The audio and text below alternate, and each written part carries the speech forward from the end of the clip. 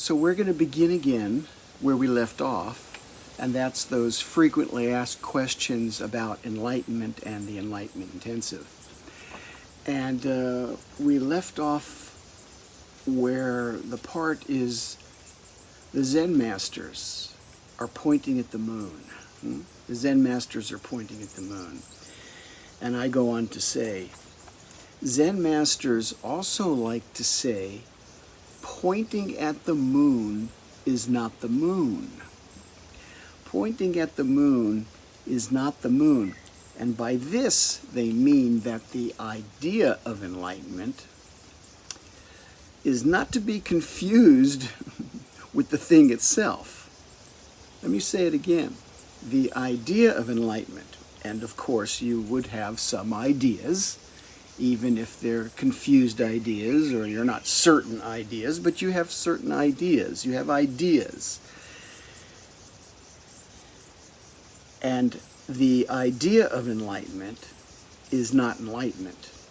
So they would say pointing at the moon is not enlightenment. To know what enlightenment is, you have to directly experience. You have to directly experience it for yourself. It can't be secondhand. It can't be something you read about. That's indirect. It's indirect. To know what enlightenment is, you have to directly experience it for yourself, because words are inadequate to convey the meaning of the enlightened state. It's very clear.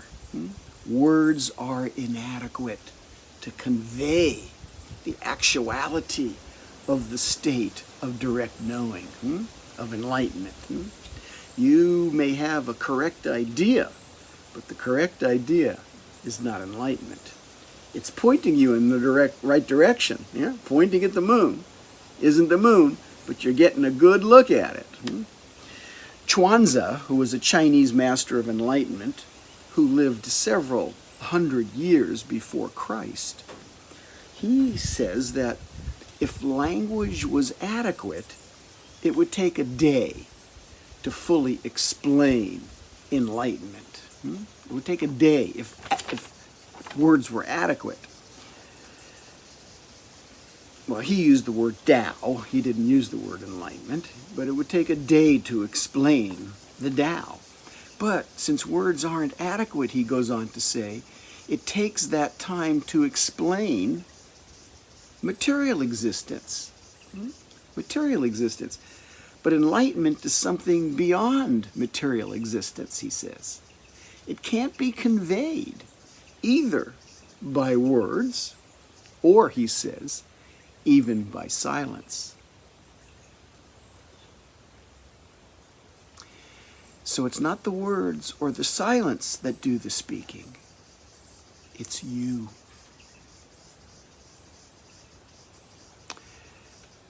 And we'll stop here for this little interlude, and we'll begin continuing another time the frequently asked questions.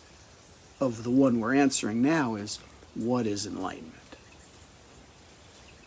See you soon. When I read those lines and spoke them, I'm never going to forget who I am. I recalled a poem by Osho, and I recorded it many years ago, and I thought I'd play it for you now. Here it is. I'm not ever going to forget who I am. I'm the sound of the bells and the wind that moves through them. I'm the journey and the destination. I'm the breath and the body that breathes it. I'm the foot and the earth that touches it. I'm the lover and the beloved. I'm the cat crying and the one who comforts it. Ageless, faceless, timeless, nameless, unborn and undying, constant yet ever-changing. I was before the earth began. I will be after it is gone. God willing, I'm not ever going to forget who I am.